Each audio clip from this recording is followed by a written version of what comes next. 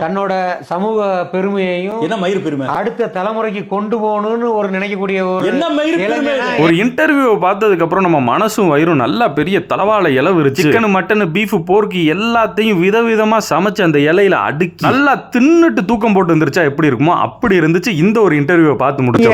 கவினுக்காக பேசுறீங்க, நான் அந்த சுர்ஜித்துக்காக பேசுறேன்னு கூட நினைச்சுக்கோங்களேன். சுர்ஜித் பண்ணது சரியா? தப்புதான். அவனை மாத்தினது யாரு?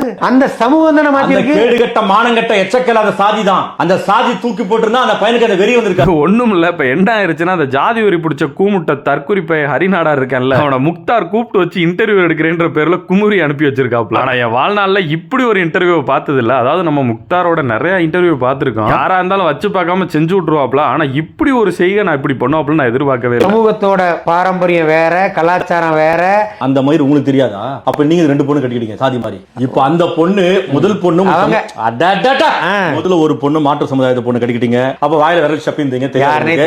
ரெண்டாவது பொண்ணு கட்டிக்கிட்டீங்க, அப்ப ரெண்டாவது ரெண்டு வாயில சப்பிந்தீங்க, அப்பவும் தெரியாது உங்களுக்கு பட்ட பிறகு தான் தெரியுமா? இப்ப 3வது தேடிங்கிறீங்க. யார் சாமி இவன்? எங்க இருந்து வந்திருக்கான்?